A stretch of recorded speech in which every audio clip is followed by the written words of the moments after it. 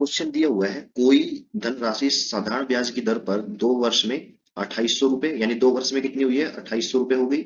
और 5 वर्षों में 3250 रुपए हो जाती है। ठीक है, तो 2 वर्ष में जब 2800 हुई है और 5 वर्षों में 3250, यानी 3 वर्ष में ब्याज कितना लगा, 3 ईयर में। ठीक है ना, मैंने क्या किया, 5 में से 2 घटाया तो 3 वर्ष आ गए, तो 3 वर्ष का ब्याज कितना मिला, 2800 घटा दिए 3250 में से, यानी 450 रुपए मुझे 3 साल में ब्याज मिल गया। 1 साल का ब्याज कितना मिला, ठीक है, 450 बटे 3 यानी 150 रुपए। ठीक है ना, ये 1 साल का ब्याज है। मुझे निकालना क्या है, धनराशि निकालिए और ब्याज दर निकालिए। तो मैं धनराशि निकालता हूँ। देखिए, 2 साल में अमाउंट कितनी होगी, 2800। 2800 कैसे हुई है, जब जो मेन अमाउंट थी यानी धनराशि थी, जो जो धनराशि थी उसके अंदर 2 साल का ब्याज जुड़ गया, 2 ईयर का ब्याज जुड़ा, तभी तो वो 2800 हुई है। ठीक है, तो मैं 2 साल का ब्याज घटा देता हूँ। 2 साल बाद कितनी अमाउंट हो गई थी, 2800, इसमें से 2 साल का ब्याज घटाता हूँ। 1 साल का ब्याज 150 है, तो 2 साल का ब्याज कितना होगा, 300 रुपए। ठीक है, 2800 में से मैं 300 घटा रहा हूँ तो मेरे पास कितना मिला, 2500। ठीक है ना, 2500 एक ही ऑप्शन में है, यानी ऑप्शन डी मेरा सही आंसर है। रेट निकालना चाहोगे 6%, वो भी निकल जाएगी। रेट कैसे निकलेगी, देखिए, 1 साल का ब्याज कितना है, 150, कितने रुपए के ऊपर, 2500 रुपए के ऊपर। तो 150 2500 का कितना प्रतिशत है, वही रेट रहेगा। तो 150 बटे 2500 गुना 100, 2 जीरो से 2 जीरो कैंसिल, 25 6 का 150, यानी 6% क्या आ गया मेरा रेट। ऑप्शन डी सही आंसर। क्वेश्चन दिया हुआ है, 10 व्यक्तियों के लिए आयोजित की गई एक पिकनिक में से 2 व्यक्ति निकल गए, यानी निकलने के बाद अब व्यक्ति कितने बचे, 8। ठीक है, पहले कितने थे, 10, अब कितने हो गए, 8। पिकनिक का खर्च उनके द्वारा बराबर बराबर साझा किया जाना था, यानी 10 व्यक्तियों में पिकनिक का जो भी खर्च था इक्वली डिस्ट्रीब्यूट किया जाना था। ठीक है, साझा किया जाना था जितने भी एक्सपेंसेस थे। ठीक है, 2 व्यक्तियों के निकल जाने के बाद प्रत्येक व्यक्ति के हिस्से में आने वाले खर्च में कितने प्रतिशत की वृद्धि हुई, मतलब जो 2 व्यक्ति तो निकल गए, अब उनके हिस्से का जो खर्चा 8 व्यक्तियों को देना होगा। ठीक है, तो पहले व्यक्ति कितने थे, 10, और अब कितने, 8। मैं क्या करता हूँ, इन दो खर्च जो है मैं एज्यूम करता हूँ, और वो कितना खर्च मानता हूँ, जो 10 और 8 का एलसीएम है। 10 और 8 का एलसीएम कितना होता है, 40। तो मैंने मान लिया 10 व्यक्तियों का जो खर्च था पिकनिक का, वो 40 रुपए था। ठीक है, तो एक व्यक्ति को कितने रुपए देने थे, 4 रुपए। लेकिन अब जो व्यक्ति थे 10, उसमें से 2 छोड़ के चले गए, -2 हो गए, तो व्यक्ति कितने बचे, 8। अब 8 व्यक्तियों को 40 रुपए पे करने हैं, तो एक व्यक्ति कितने देगा, 40 बटे 8 यानी 5 रुपए। पहले कितने देने थे, 4 रुपए, अब कितने दे रहा है, 5 रुपए, तो एक ज्यादा देना पड़ा। तो एक ज्यादा देना पड़ा कितने रुपए पे, 4 के ऊपर गुना 100। ठीक है ना, गुना 100 करके निकालने की जरूरत नहीं, आपको पता होना चाहिए 1/4 की फ्रैक्शन कितने परसेंटेज के इक्वल होती है, तो दैट इज इक्वल टू 25%। ठीक है ना, तो ऑप्शन जो बी है वो सही आंसर है। क्वेश्चन दिया हुआ है, यदि a is equal to 30 degree, यानी एंगल दिया हुआ है और हमें इस ट्रिग्नोमेट्रिक फंक्शन की वैल्यू फाइंड आउट करनी है। तो जैसे ही मैं a की जगह 30 डिग्री लिखता हूँ, तो cos 30 किसके इक्वल होता है, √3/2 के। तो इसका स्क्वायर दिया हुआ, तो मैं स्क्वायर कर देता हूँ।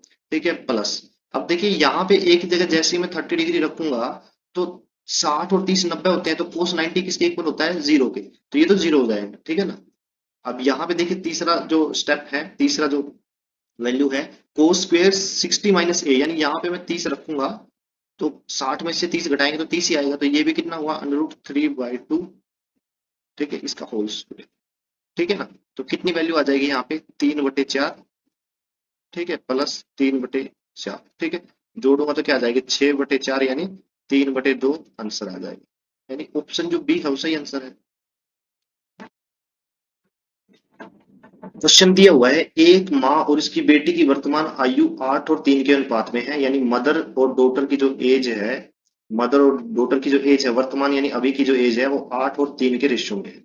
ठीक है, में है। 12 वर्ष के बाद उनकी आयु का अनुपात 2:1 हो जाएगा, यानी 12 साल अगर मैं दोनों में जोड़ दूं, ठीक है ना, तो जो रेशियो है वो 2:1 हो जाएगा। ठीक है ना, माँ और बेटी की वर्तमान आयु का योग क्या है वो निकालना है। देखिए, दोनों में क्या किया है, 12 12 साल ऐड हुए हैं। ठीक है, अगर मैं यूनिट वाइज देखूं कि 8 से 2 में कितने का डिक्रीज हुआ है, ठीक है ना, 8 से 2 में डिक्रीज हुआ है 6 का, और 3 से 1 में कितने का डिक्रीज हुआ, 2 का। ठीक है, इंक्रीज हो या डिक्रीज दोनों में इक्वली होना चाहिए।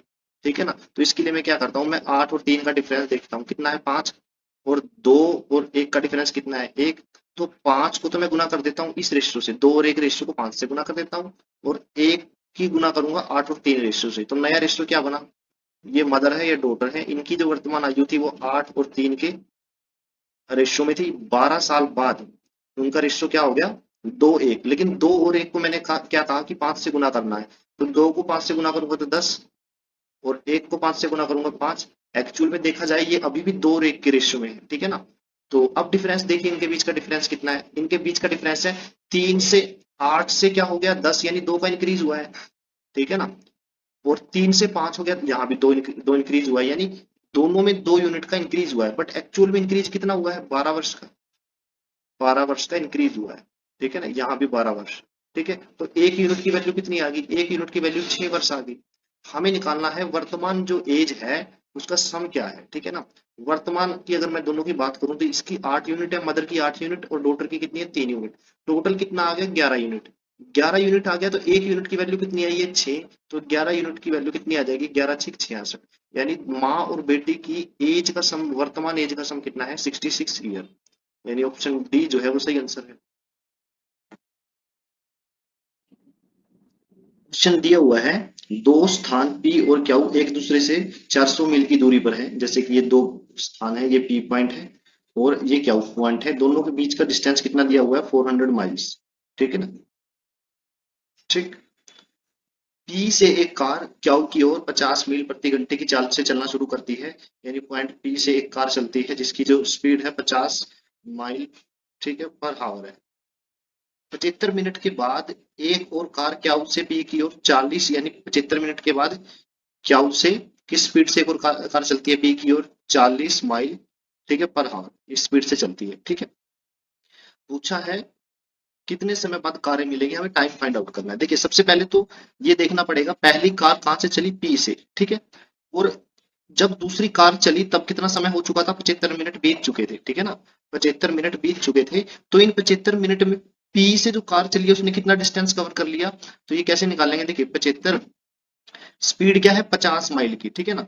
50 माइल जो है 1 आवर में जो है कवर करती है कार डिस्टेंस, तो 75 मिनट का मतलब क्या होगा कि 1 घंटा और 1/4, यानी या फिर मैं बोल सकता हूँ इसको कि 5/4 आवर, ठीक है ना।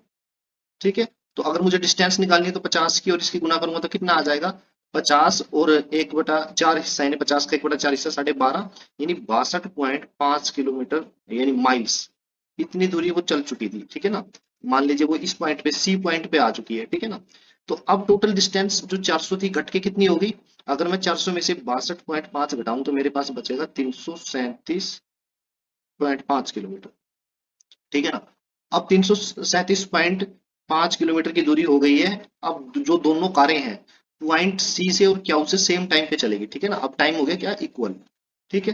तो अब हमें अगर टाइम निकाल, स्टार्टिंग टाइम क्या है, पॉइंट सी से पी वाली कार चल रही है और क्यू से भी उसी टाइम पे चल रही है, ठीक है ना। तो अब मुझे यहाँ पे टाइम निकालना हो मीटिंग पॉइंट, ठीक है ना। वो क्या रहेगा, टोटल डिस्टेंस कितना है 337.5 था, मैंने जीरो डेसिमल हटाया तो जीरो लगा ली, बटे क्या रहेगा स्पीड, दोनों की स्पीड क्या हो जाएगी, ऐड हो जाएगी, क्योंकि एक दूसरे के ऑपोजिट है, तो स्पीड क्या होगी 90, ठीक है ना, 50 और 40, ठीक है। तो अब क्या करिए, इसको 9 से काटिए, 9×3 = 27, ठीक है ना, 9×7 = 63, 9×5 = 45, ठीक है, यहाँ पे 10 आ जाएगा, तो टाइम कितना आया 3.75 क्या आ जाएगा, आवर आ जाएगा, ठीक है ना। तो मेरे पास टाइम कितना आ गया 3.75 आवर, इसका मतलब क्या है, इसका मतलब है 3 घंटे 3 आवर प्लस 0.75 का मतलब 60 मिनट का 3/4 हिस्सा, ठीक है, यानी 45 मिनट, यानी 45 मिनट, ठीक है। ये कब मीटिंग आया, जब कार जो है सी से चली और क्यू से चली, लेकिन एक्चुअल में कार कहाँ से चली है, पी से चली है, ठीक है। तो जो शुरू के जो 75 मिनट और दिए हुए हैं वो भी ऐड होंगे, अगर मैं 75 मिनट और ऐड कर दूं तो कितना मिनट हो जाएंगे, 120 मिनट हो जाएंगे। 120 मिनट किसके इक्वल होते हैं, 2 आवर के, ठीक है। तो 3 घंटे ये, 2 घंटे ये, टोटल कितने हो गए 5 घंटे, यानी ऑप्शन बी जो है वो सही आंसर है, ठीक है। क्वेश्चन छोटा था, थोड़ा एक्सप्लेन करने में थोड़ा लंबा खींच गया, ठीक है ना, अदरवाइज क्वेश्चन आसान था और इजी था, ठीक है। ऑप्शन बी जो है वो सही आंसर है। क्वेश्चन दिया हुआ है, हमें क्या करना है, एक्स की वैल्यू फाइंड आउट करनी है। देखिए ये क्या है 0.001, ठीक है, यानी 1/1000, यही है, ठीक है। डिनोमिनेटर में यानी भाग में एक्स है, तो इसके बटे में एक्स एज इट इज आ जाएगा, किसके इक्वल है 0.01 के, यानी 1/100 के, ठीक है। 2 जीरो से 2 जीरो कैंसिल, एक्स इधर चला जाएगा राइट हैंड साइड में, तो 1/10 क्या आ गया एक्स की वैल्यू। ठीक है, 1/10 को मैं 0.1 भी लिख सकता हूँ, ठीक है ना, तो ये एक्स की वैल्यू आ गई। ऑप्शन जो सी है वो सही आंसर। क्वेश्चन दिया हुआ है, एक बेलन और शंकु के आधारों की त्रिज्या का अनुपात ये है, ठीक है ना, बेस रेडियस जो है उनका रेशियो दिया हुआ है, और उनकी ऊंचाइयों का अनुपात भी दिया हुआ है हाइट का, तो उनके आयतनों का अनुपात ज्ञात कीजिए। देखिए, अगर वॉल्यूम ऑफ सिलेंडर निकालूं, यानी बेलन, बेलन यानी सिलेंडर, ठीक है, और जो कोण है, ठीक है, शंकु यानी कोण, ठीक है, इनका अगर वॉल्यूम का फॉर्मूला मैं लिखूं, तो जो सिलेंडर है उसका जो वॉल्यूम होता है पाई आर स्क्वेयर एच, ठीक है, यहाँ पे 1 1 रख लेता हूँ, ठीक है। रेशियो निकालना है किसके साथ, शंकु के साथ, यानी 1/3 पाई आर स्क्वेयर एच, यानी यहाँ पे कितना आ जाएगा, 2 2 कर दिया मैंने, ठीक है। तो दोनों तरफ पाई है तो कंपेयर नहीं करेंगे, ठीक है।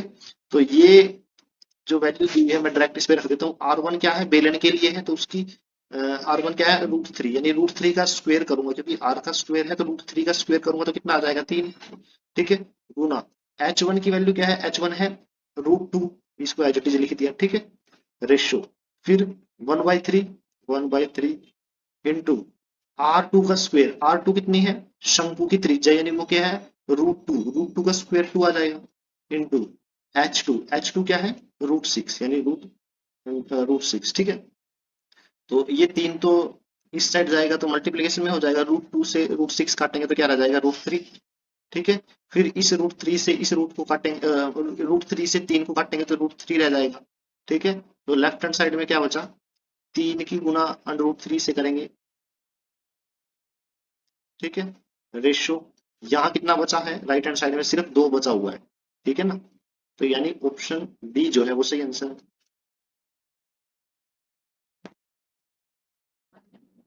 क्वेश्चन दिया हुआ है, फाइंड द एचसीएफ ऑफ 175, 56 और 70। देखिए, एचसीएफ निकालने के लिए क्या करते हैं, जो सबसे दो छोटे नंबर हैं, ठीक है ना, जैसे 56 और 70, तो इनका बीच का डिफरेंस निकाल लीजिए, तो 70 में से 56 घटाऊंगा तो कितना आ जाएगा, 14। अब या तो 14 हमारा एचसीएफ है, या फिर कोई एक ऐसा नंबर है, कोई भी नंबर है, ठीक है ना, जिसका मल्टीपल क्या है, 14 है, ठीक है ना, कोई ऐसा नंबर होगा जिसका मल्टीपल 14 होगा। अब 14 के फैक्टर कौन कौन से बनते हैं, 14 किस किस से भाग होता है, 14 2 से होता है भाग, और 7 से। तो हमारा आंसर या तो 2 है या 7 है, क्योंकि 2 का मल्टीपल 14 है और 7 का ही मल्टीपल 14 है। लेकिन ऑप्शन में 7 दिया हुआ है, तो 7 हमारा आंसर। 2 क्यों नहीं है, आप देखिए, 175 जो है वो एक ओड नंबर है, ठीक है, ओड नंबर में कॉमन कभी भी इवन नहीं आता, तो 2 तो वैसे भी नहीं है, ठीक है ना, तो 7 ही बचा, तो 7 मेरा आंसर है। क्वेश्चन दिया हुआ है, यदि द्विघात समीकरण के दो मूल अल्फा और बीटा है, यानी रूट्स क्या है, क्वाड्रेटिक इक्वेशन के अल्फा और बीटा है, ठीक है, दोनों रूट्स का सम 8 है और डिफरेंस क्या है, 2 है, तो समीकरण है, समीकरण बतानी है। देखिए, अगर दोनों रूट्स का समय, दोनों इक्वेशन को सोल्व करके निकाले जा सकते हैं, वरना डायरेक्ट देखने से पता चल रहा है कि एक 5 रहेगा, एक 3, ठीक है ना, अल्फा 5 रहेगा, बीटा 3 रहेगा, दोनों का डिफरेंस भी क्या है, 5 में से 3 घटाएंगे तो 2 आ जाएगा, ठीक है ना, तो मेरे पास अल्फा और बीटा की वैल्यू आ गई, ठीक है।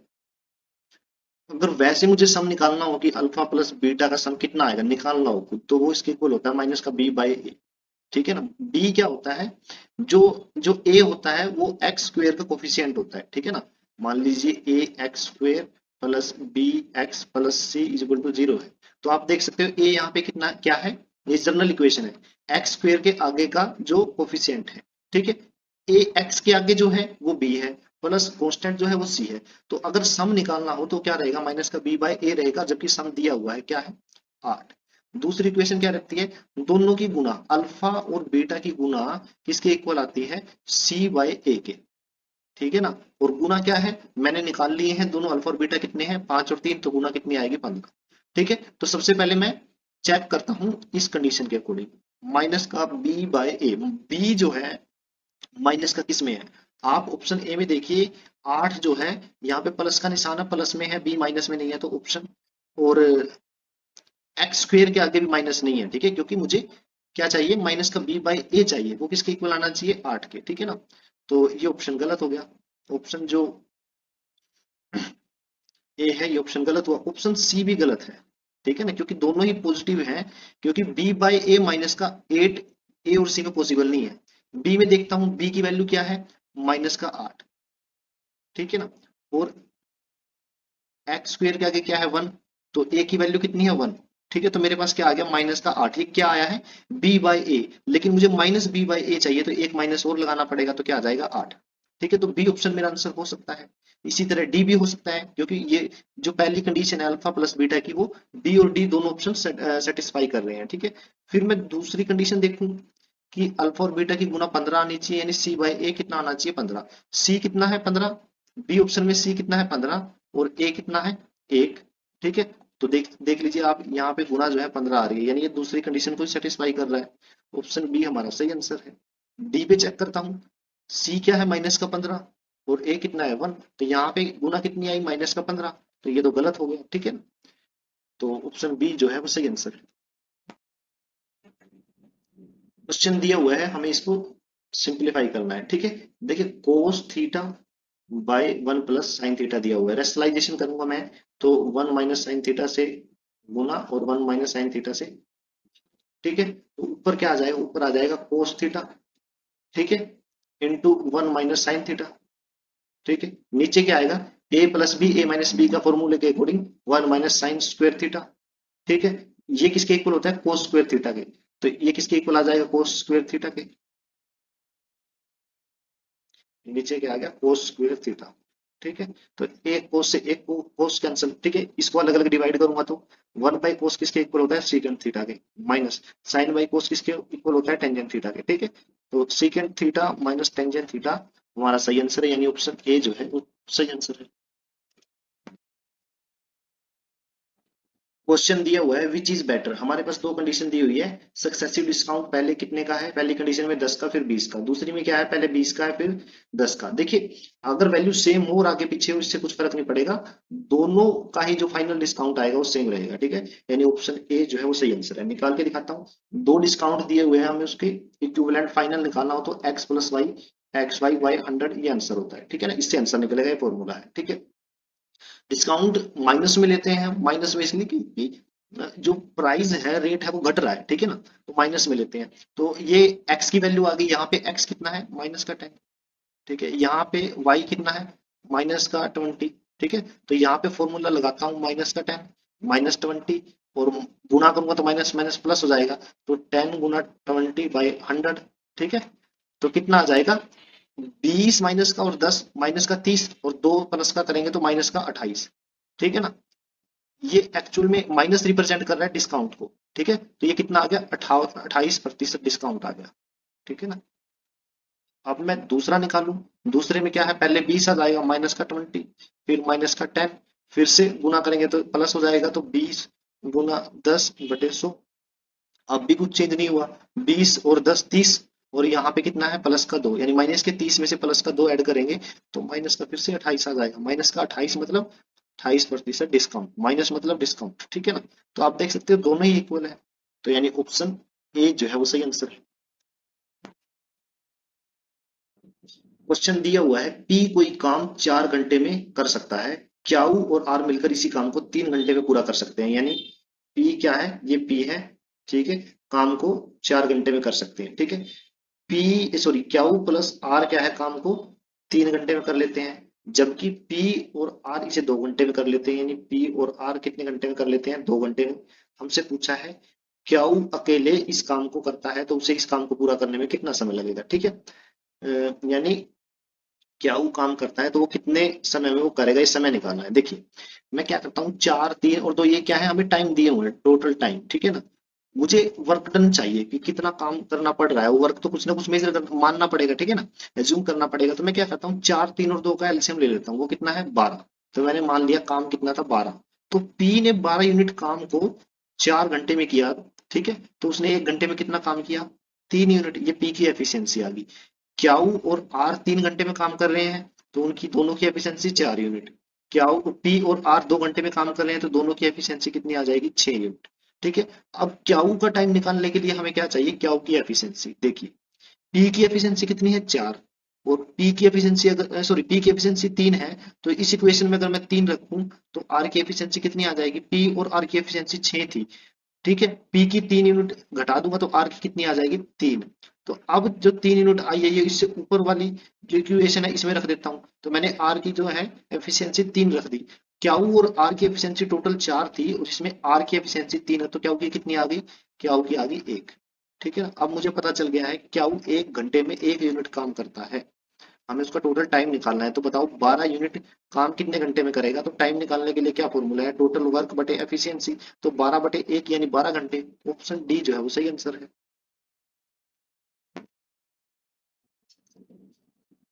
क्वेश्चन को सिंप्लीफाई करना है। देखिए, सिंप्लीफाई करने से पहले मैं एक फॉर्मूला लिखवा देता हूँ, जैसे कि साइन एक्स माइनस वाई। ठीक है, किसके इक्वल होता है? साइन एक्स, ठीक है, into cos Y minus cos X into sine Y. ठीक है, ये फॉर्मूला इस क्वेश्चन में यूज होगा, इसलिए मैंने पहले लिखवा दिया। ठीक है, तो यहाँ पे अब मैं जो सिंप्लीफाई करना है उसको सिंप्लीफाई करता हूँ। कैसे करूंगा?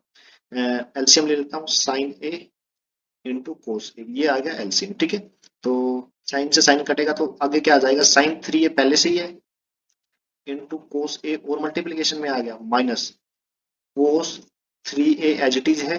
ठीक है, और अब मल्टीप्लीकेशन में क्या आ गया? साइन ए। ठीक है, अब देखिए ये जो ऊपर न्यूमिनेटर में बना है कुछ सेम फॉर्मूला जैसा ही है। बस 3 ए को मान लीजिए आप एक्स और ए को मान लीजिए वाई। तो ऊपर फॉर्मूला क्या बना? Sine X minus Y. X कितना है? 3 ए, वाई कितना है? ए। दोनों को घटाऊंगा तो 3 ए माइनस क्या आ जाएगा? ए, यानी साइन 2 ए आ गया। ठीक है ना? डिनोमिनेटर में क्या है? साइन ए इंटू कोस ए। ठीक है, अब ऊपर फॉर्मूले को खोलूंगा तो क्या आएगा? 2 साइन ए, ये फॉर्मूला होता है कोस ए। ठीक है, डिनोमिनेटर में क्या है? साइन ए और कोस ए। ठीक है ना? ये डिनोमिनेटर और न्यूमिनेटर कैंसिल हो जाएंगे, दो ही बचा हुआ है ये। ठीक है, तो यानी ऑप्शन डी जो है वो सही आंसर है। क्वेश्चन दिया हुआ है, find the place value of 5 in the number. ठीक है, प्लेस वैल्यू निकालनी। अब देखिए 5 जो है डेसिमल के बाद है। ठीक है ना? तो जैसे 2.00589। ठीक है, मुझे 5 की प्लेस वैल्यू निकालनी है, तो देखिए आप डेसिमल से कितनी दूर है वो। तो ये पहली पोजीशन, ये सेकंड, थर्ड पोजीशन पे है। ठीक है, तो 5 जितनी पोजीशन पे है, डिनोमिनेटर में एक के बाद उतनी जीरो लगा दीजिए। तो तीसरी पोजीशन पे है तो एक के बाद 3 जीरो, यानी 5 को 1000 से भाग करना पड़ेगा। ठीक है ना? अगर 8 के लिए पूछे तो 8, अगर मैं 8 के लिए निकालूं तो कितना आएगा? 8 बटे फिर 4 जीरो। ठीक है ना? और अगर 9 के लिए निकालना जाए तो क्या हो जाएगा? 9 बटे 5 जीरो। ठीक है, पांचवें नंबर पे। ठीक है, अगर 2 के लिए पूछे, अगर डेसिमल से लेफ्ट साइड में है, अगर डेसिमल से लेफ्ट साइड में और पहले ही पोजीशन पे है, ठीक है ना, तो 2 गुना 1 यानी इसका प्लेस वैल्यू क्या आ जाएगी? 2 ही आ जाएगा। ठीक है, लेकिन हमसे तो 5 का पूछा था, तो 5 का कितना आया? 5 बटे 1000।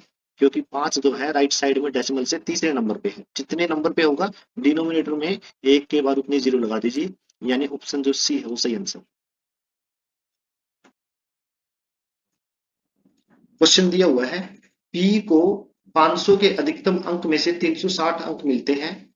पी के अंक क्याऊ के अंक से 10% कम है। देखिए, पी और क्याऊ को कंपेयर किया गया है, पी और क्याऊ को। पी को 10% अंक कम मिले हैं, तो मैं मान लेता हूँ क्याऊ को 100 अंक मिले हैं। तो 10% कम मिले हैं, तो मतलब पी को कितने मिले हैं? 90। ठीक है, आगे क्या है? क्याऊ और आर को कंपेयर किया गया है। क्याऊ को जो अंक मिले हैं वो आर से 25% अधिक है।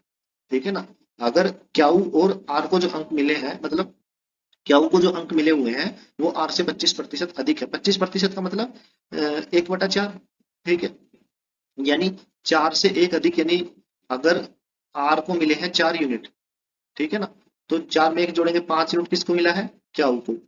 ठीक है, 5 यूनिट की वैल्यू 100 दी हुई है, तो 4 यूनिट की वैल्यू कितनी आ जाएगी? 80, यानी आर को 80 अंक मिले। फिर आर को एस से 20% कम अंक मिले हैं, यानी आर को मिले हैं 20% कम, तो एस के मार्क्स कितने आ जाएंगे? 100 आ जाएंगे। ठीक है ना? तो पूछा है एस के अंकों का प्रतिशत ज्ञात कीजिए। ठीक है, अब हम आते हैं बिल्कुल आगे, शुरू में बिल्कुल। पी को एक्चुअल में कितने नंबर मिले हैं? 360। हमारे अकॉर्डिंग कितने मिले हैं? 90। तो 360 90 का कितना गुना है? 4 गुना।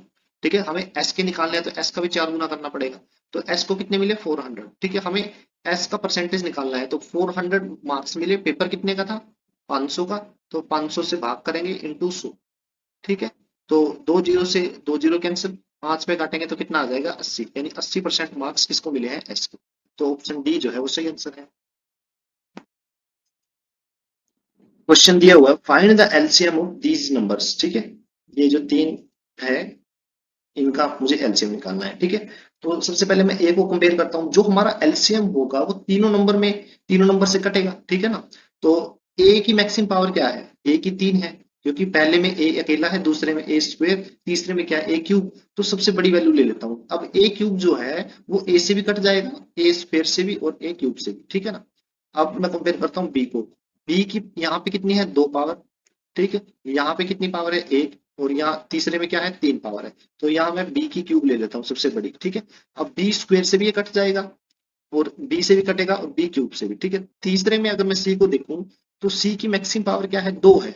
ठीक है, पहले और तीसरे नंबर मैक्सिमम पावर 2 है, तो मैक्सिमम पावर ही लेता हूँ, सी स्क्वायर। ठीक है ना, तो अब आप देख सकते हो पहला नंबर भी कट जाएगा। ठीक है ना, इजिली पहला नंबर भी काट देगा इजिली, दूसरा भी, तीसरा भी, यानी तीनों नंबर इस नंबर को जो हमने निकाला है उसको इजिली काट देंगे। तो ये क्या है, मेरा एलसीएम हो गया। ठीक है ना, तो ऑप्शन जो ए है उसे आंसर है। क्वेश्चन दिया हुआ है, पी और क्यू दौड़कर एक वृत्ताकार मार्ग का चक्कर 4 मिनट में और 7 मिनट में पूरा करते हैं। वे एक साथ एक ही बिंदु से दौड़ना शुरू करते हैं। जब क्यू ने 12 चक्कर पूरे कर लिए तो वो कितनी बार मिलेंगे। दो कंडीशन दी हुई है, यदि वे समान दिशा में दौड़ते हैं या फिर विपरीत दिशा में दौड़ते हैं। सबसे पहले देखिए आप, क्यू ने कितने चक्कर पूरे किए हैं, 12, और एक चक्कर पूरा करने में वो कितना समय लेता है, 7 मिनट। तो टोटल समय कितना हुआ, 12 × 7, यानी 84 मिनट आ गया। ठीक है, अब अगर मैं पी के चक्कर यानी वृत्ताकार मार्ग का चक्कर काउंट करूं, तो वो एक चक्कर 4 मिनट में पूरे करता है। तो समय कितना लिया है, 84 मिनट, 84/4, यानी 21 चक्कर किसने पूरे किए, पी ने। ठीक है, अब हमें निकालना है मीटिंग पॉइंट। मीटिंग पॉइंट कैसे निकालते हैं, मीटिंग पॉइंट, ठीक है ना, ये सर्कुलर ट्रैक है। ठीक है, ये स्टार्टिंग पॉइंट है। ठीक है, अगर दोनों पी और क्यू सेम दिशा में दौड़ रहे हैं, तो मीटिंग पॉइंट क्या आएंगे, देखिए समान दिशा में। पहला कंडीशन क्या है, समान दिशा में। तो पहली कंडीशन के अकॉर्डिंग तो क्या होगा, जिसके ज्यादा चक्कर है उसमें से कम चक्कर घटा दीजिए, यानी 21 - 12। ठीक है, कितने आ जाएंगे, 9 मीटिंग पॉइंट। ठीक है, दूसरी कंडीशन क्या है, अगर वे दोनों ऑपोजिट डायरेक्शन में घूमे, ठीक है ना, ऑपोजिट डायरेक्शन में दोनों क्या करें, घूमे। जैसे ये स्टार्टिंग पॉइंट था, ये इस डायरेक्शन में जाए और क्या इस डायरेक्शन में। ठीक है ना, तो तब तब क्या होगा, दोनों के जो चक्कर है, राउंड है, वो ऐड हो जाएंगे, यानी 21 + 12 कितने हो जाएंगे, 33। यानी ऑप्शन जो डी है वो सही आंसर है। क्वेश्चन दिया हुआ है, 72 किलोमीटर प्रति घंटा की रफ्तार से चलने वाली 110 मीटर लंबी रेलगाड़ी को 132 मीटर लंबा पुल पार करने में कितना समय लगता है। देखिए, जब वो पुल पार करेगी तो 110 मीटर खुद की लेंथ भी कवर करेगी, और 132 मीटर जो लेंथ है पुल की उसको भी कवर करेगी। तो टोटल लेंथ कितनी हो जाएगी, 110 में 132 जोड़ूंगा तो टोटल लेंथ कवर करनी है 242 मीटर। ठीक है, स्पीड कितनी है, 72 किलोमीटर प्रति घंटा। तो इसको मैं क्या करता हूँ, मीटर पर सेकंड में कन्वर्ट कर लेता हूँ। उसके लिए 5/18 से गुना करना पड़ेगा, तो 18×4 = 72, यानी 20 मीटर पर सेकंड आ गया। यानी एक 20 मीटर की दूरी क्या है, 20 मीटर की जो दूरी है वो 1 सेकंड में तय करती है ट्रेन। ठीक है ना, तो हमें तो कितना निकालना है, 242 पे निकालना है। तो 242 के लिए कैसे कैसे निकालूंगा, 1/20 गुना 242। ठीक है ना, दो पे काटेंगे, यहाँ पे 10 आ जाएगा, यहाँ पे 121, यानी 12.1 सेकंड क्या आ गया, मेरा आंसर आ गया। तो ऑप्शन जो बी है वो सही आंसर है। क्वेश्चन दिया हुआ है, find the largest 2 digit prime number. ठीक है, प्राइम नंबर वो नंबर होता है जो एक और अपने आप के अलावा किसी दूसरे नंबर से नहीं कटता, या तो वो एक से कटेगा या फिर अपने आप से। ठीक है, अब अगर मैं चार ऑप्शन में 91 को देखूं, तो 91 किसका मल्टीप्लीकेशन है, ठीक है, ये आता है 13 के पहाड़े में भी आता है। ठीक है ना, 13×7 = 91। ठीक है, तो इसका मतलब ये तो प्राइम नंबर नहीं है। ठीक है, 89 प्राइम नंबर है, और 97 भी प्राइम नंबर है। ठीक है, जो 93 है इसका डिजिट सम कितना है, 12। ठीक है, तो मतलब ये 3 से भाग होता है, 3 से होता है तो 31 × 3 कितना हो जाएगा, 93 हो जाएगा। तो 31 के पहाड़े में आ रहा है, 31×3 = 93। ठीक है, तो ये भी ऑप्शन गलत है। तो बी और सी आंसर है, लेकिन हमें हमसे पूछा है लार्जेस्ट, दोनों में से लार्जेस्ट कौन सा है, सी है। तो ऑप्शन जो सी है वो सही आंसर है।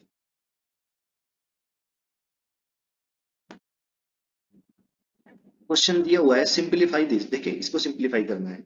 अब सबसे पहले नीचे से स्टार्ट करूंगा। √225 किसके इक्वल आएगा, 15 के।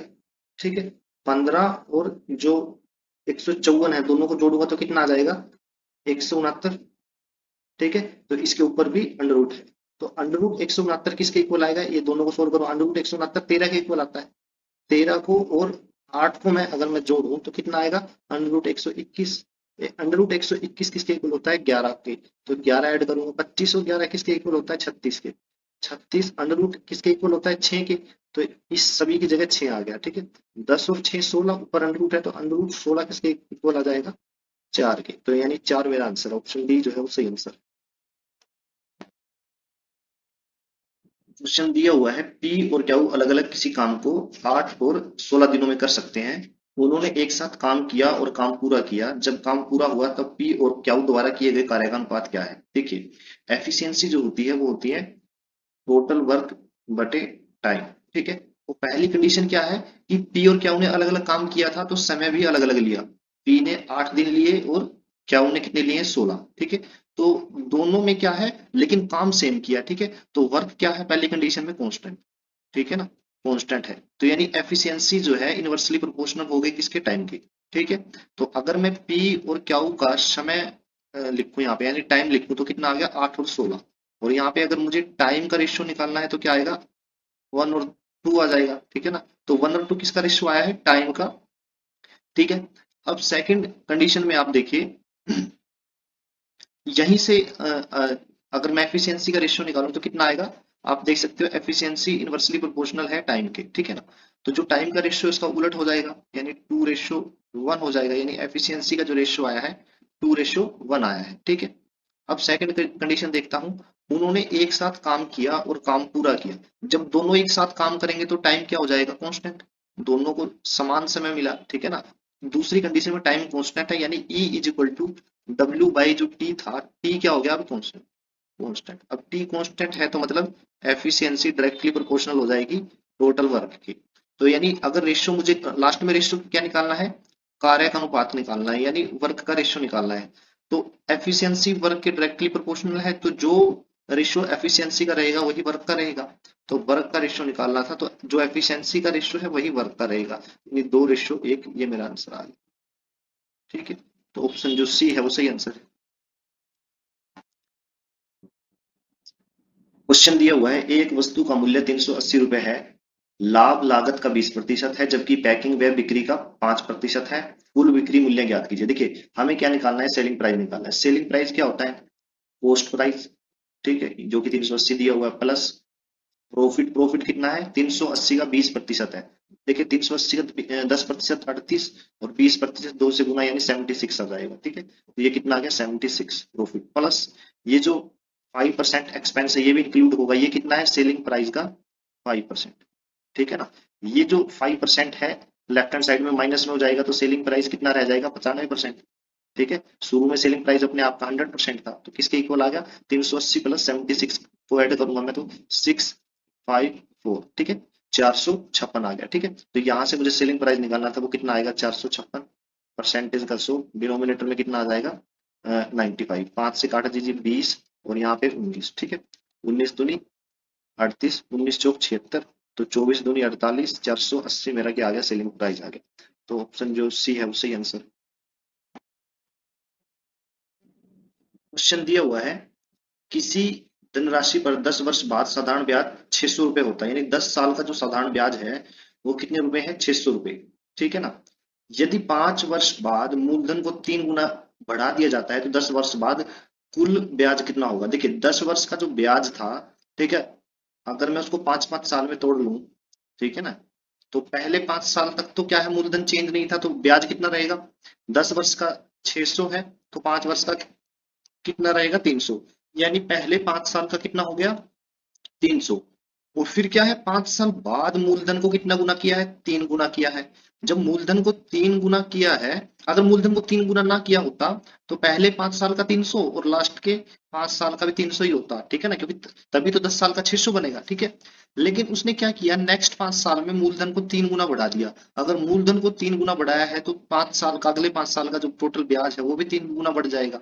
तो अगले 5 साल का टोटल ब्याज कितना होगा, 900 रुपए। तो हमें तो टोटल 10 साल का निकालना है, तो पहले 5 का 300, अगले 5 का 900, टोटल ब्याज कितना हुआ, मेरे पास आ गया 1200 रुपए, ठीक है ना। यानी ऑप्शन सी जो है वो सही आंसर है।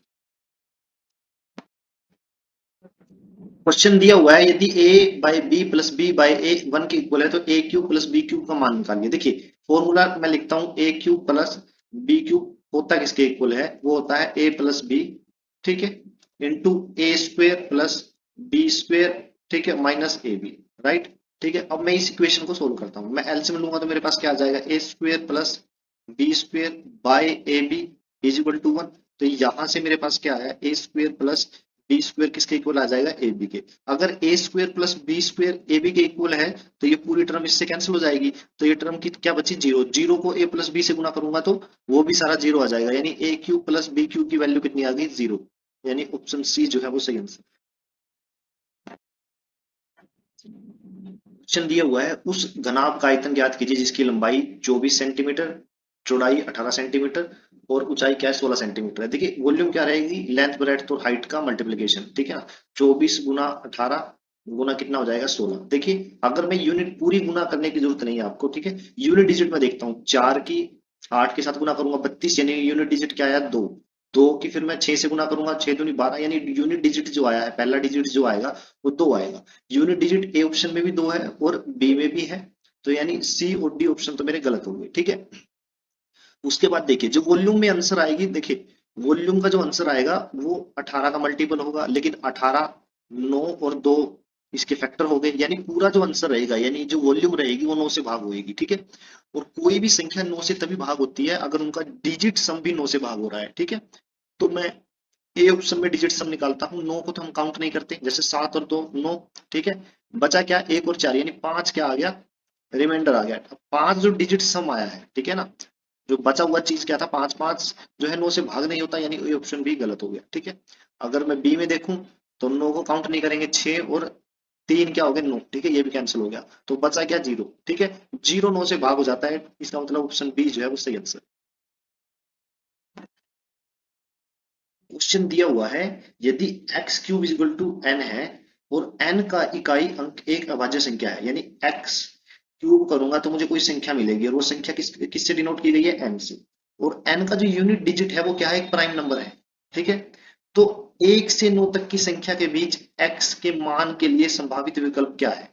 अब एक्स की वैल्यू उसने क्या दी है, 1 से 9 तक, यानी एक्स की जो वैल्यू है वो मैं 2 से 8 तक कुछ भी रख सकता हूँ, ठीक है ना, क्योंकि 2 से 8 तक जो नंबर रहेंगे, ठीक है, नेचुरल नंबर, वो 1 और 9 के बीच के रहेंगे। तो अगर मैं 2 रखता हूं तो एक्स का क्यूब यानी 2 का क्यूब, 2 का क्यूब क्या आएगा, 8, ये एन की वैल्यू आ गई, ठीक है, ये एक्स क्यूब है और ये एन है, ठीक है। फिर 3 का क्यूब करूंगा तो कितना आएगा, 27, ठीक है।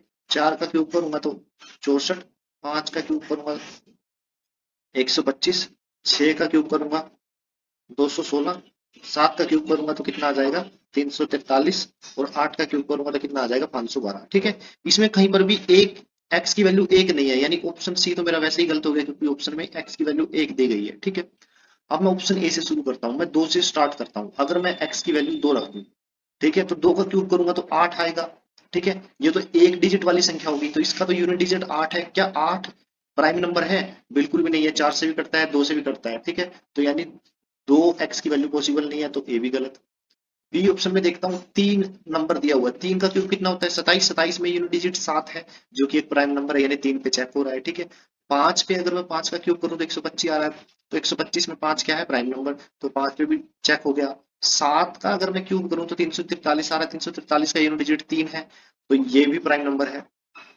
8 का अगर मैं क्यूब करूं तो मेरे पास क्या आ रहा है 512, 512 में क्या है, 2 है यूनिट डिजिट, और जो कि क्या है, एक प्राइम नंबर है। तो बी के लिए तो चारों ऑप्शन, चारों नंबर ठीक हो गए, ठीक है। डी के लिए 3 दिए हुए हैं, तीनों के 3 ठीक है, लेकिन फिर भी हमारा आंसर क्या रहेगा, बी रहेगा, क्योंकि ऑप्शन डी में 8 नहीं है, 8 और आएगा, क्योंकि 1 से 9 के बीच पूछे हैं, तो ऑप्शन डी गलत हो गया। बचा क्या है, बी, वही हमारा सही आंसर है।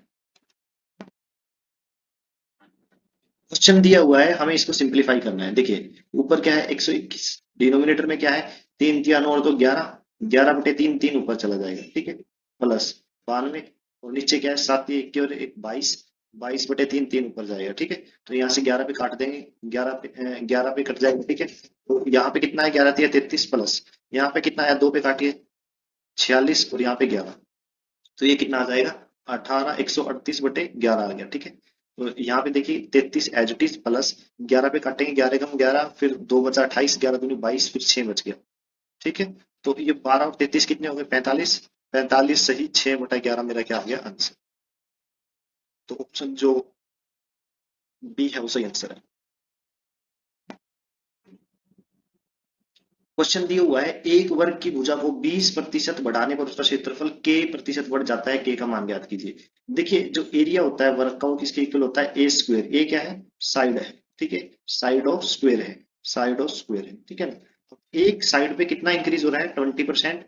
तो दो साइड है तो दो पे कितना हो जाएगा? 20% हो जाएगा। तो ये किसका क्वेश्चन हुआ? सक्सेसिव इंक्रीज का। ठीक है, तो ओवरऑल जो इंक्रीज आएगा एरिया में वो किसके इक्वल आ जाएगा? वो फॉर्मूला क्या है? X plus Y plus X Y by 100। ठीक है, तो इसमें एक्स क्या है? पहला इंक्रीज जो कि 20% है। दूसरा क्या है? वाई, वो भी 20% है, प्लस 20 × 20 बाई 100। ठीक है, दो जीरो से दो जीरो कैंसिल, तो कितना आ गया? 20 और 20 40, और दो दूनी 4, 40 और 4 44 आ गया। यानी एरिया में जो इंक्रीज आएगा वो कितना आएगा? 44%। यानी ऑप्शन डी जो है वो सही आंसर है।